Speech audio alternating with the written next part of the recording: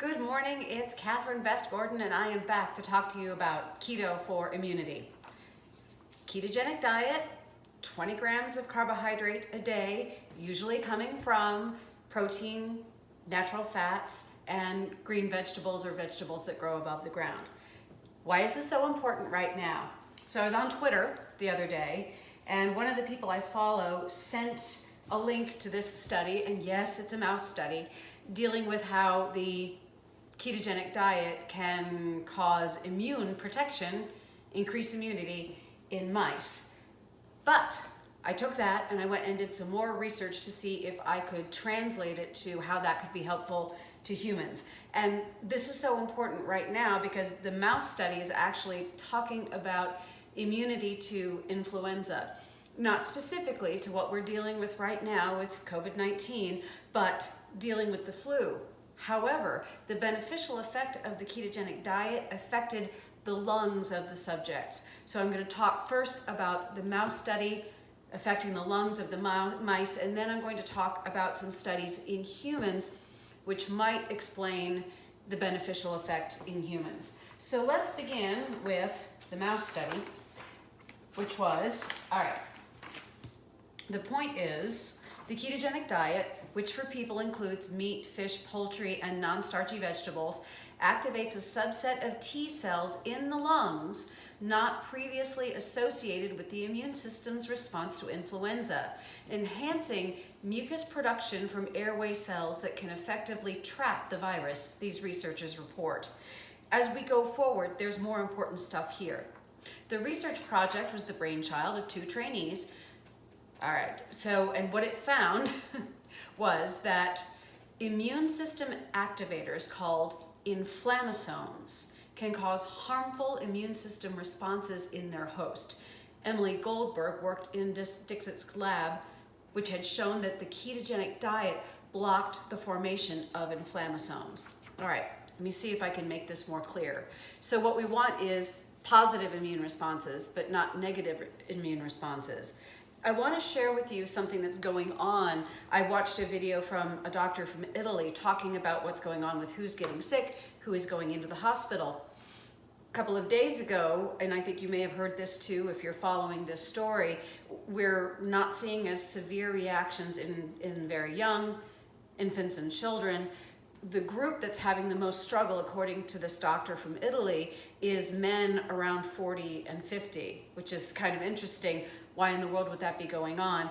How is that connected with, certainly, with a ketogenic diet? And of course I want to say, please, I'm not a doctor. I'm just a woman who lost a lot of weight with keto and carnivore, and I'm trying to understand how it is that I got healthy and how I'm staying healthy, and also wanting to share this information about this study on how the lungs fight influenza in mice that were on a ketogenic diet.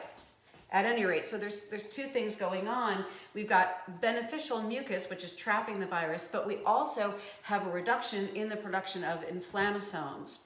And I was listening to a medical broadcast the other day, and one of the things that happens when we get sick and we get really sick and end up in the hospital and have to have respiratory support is that when we look at the inflammatory response, we want the right level of inflammatory response.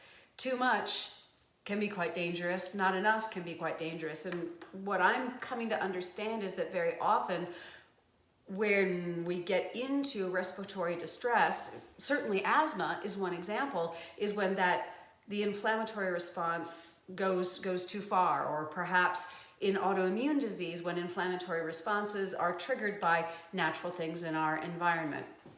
Let me move on to understanding, and of course, I will link to these studies. It's probably more beneficial. I think the purpose that I can serve is making people aware that these studies are out there, but what's really helpful is if you take the time to actually go and look at the science as opposed to, just, listening to this middle-aged woman in California talking about ketosis, right? All right, so there is the study, and this one is from Yale University. This is the one on the mice, and I got so many studies here, I'm sorry. There's the second one. All right, there it is. There's the front page, the most important part. Ketogenic diet helps tame flu virus. November 15th, 2019, Yale University. A high-fat, low-carbohydrate diet like the keto regimen has its fans, but influenza apparently isn't one of them. Mice fed a ketogenic diet were better able to combat the flu virus than mice fed food high in carbohydrates, according to a new study. So I will link to this study. I would really love for you to read it so you can gain the understanding that I gained. It really, really was helpful. All right, so now, but let's go on to a study in humans and why that was so important. Now, ketogenic diet may significantly decrease carbon dioxide body stores, which may theoretically be beneficial for patients with increased carbon dioxide arterial partial pressure due to respiratory insufficiency or failure. Nyaha, there's that. Now, where does this come from? This comes from a study in humans. Thank goodness we're back to humans. We're off of mice. Effects of 20 days of the ketogenic diet on metabolic and respiratory parameters in healthy subjects. Now, why do I think that this is so important? 20 days. So they got these healthy human subjects 20 days into ketosis and talking about the respiratory changes that happen in these healthy subjects. Now, why is this so important? Probably most of you who are watching this video right now are already familiar with the ketogenic diet. You might be familiar with the carnivore diet, which is going to put you in ketosis because obviously you're going to be having less than 20 grams a day of carbohydrate. So you're kind of already on board with this. So I feel like I can share with you some of these articles and ideas, once again, reiterating the fact that I'm just a layperson trying to stay healthy. Now, if you've gotten into ketosis before, you know it takes a couple of days. I mean, for me, I've been keto before. Usually, if I've gone off the wagon, which I haven't done in a while and gotten out of ketosis, it's been more than well over a year since I've been out of a ketogenic state, I think, because I used my meter to test. It takes a couple of days to get in.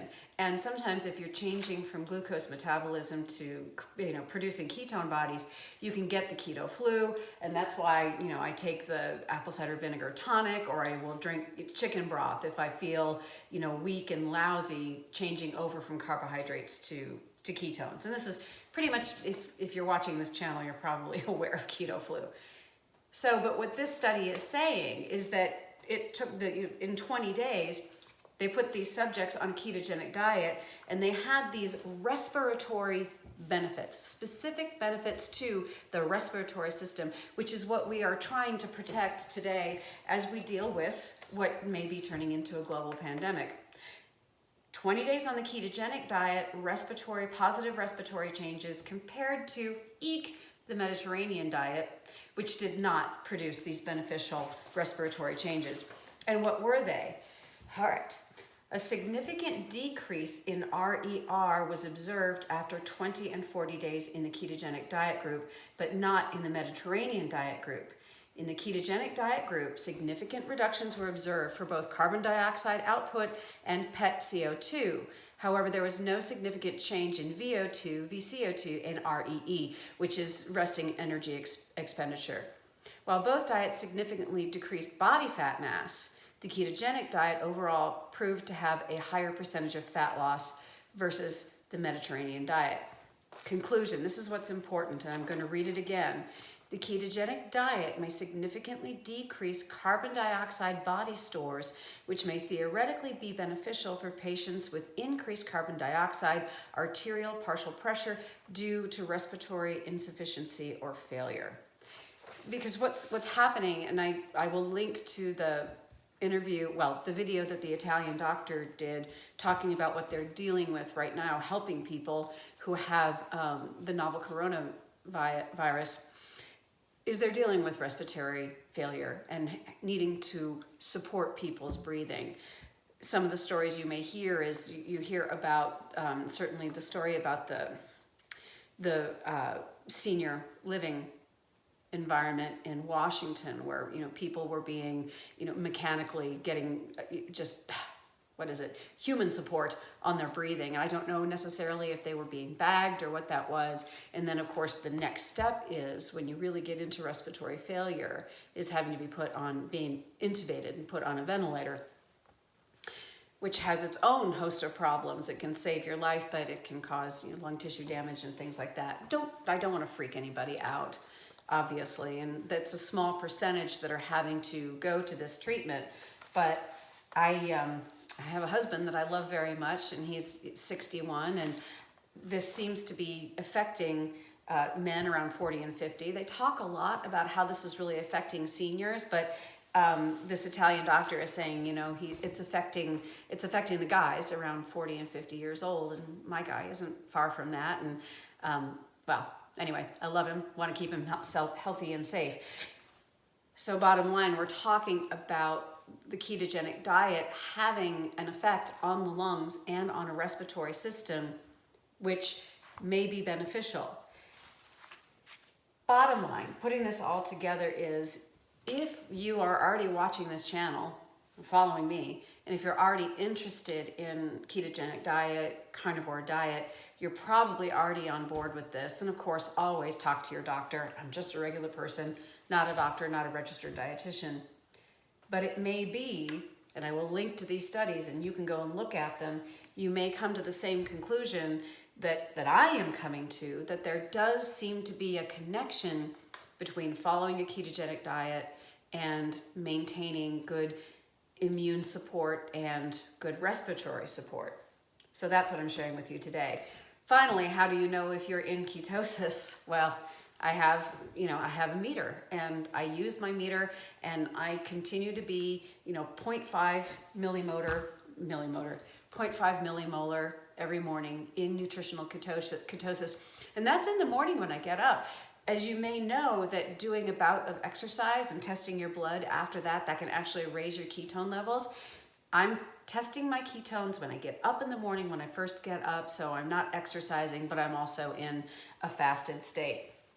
More news on how fasting can actually help you to produce the protective ketones, but traditionally, ketogenic diet, 20 grams or less of carbohydrate today, the rest of your food coming from healthy fat sources. It could be, cream or butter or cheese, and coming from maybe olive oil, but also meats and vegetables, green vegetables that grow above the ground.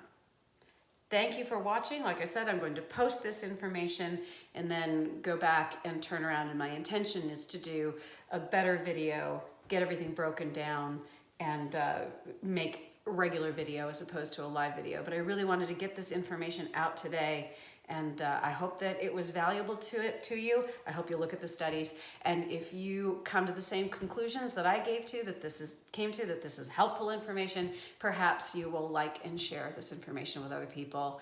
Take good care out there. More and more, what I'm beginning to realize is that we are all neighbors on this planet. Nobody is an island. We're all connected, and your health matters to me, and I guess my health matters to you. All right, I'll see you back here soon in the Sugar Freedom Kitchen. Please be well, everybody. Take care of yourselves out there. Bye-bye.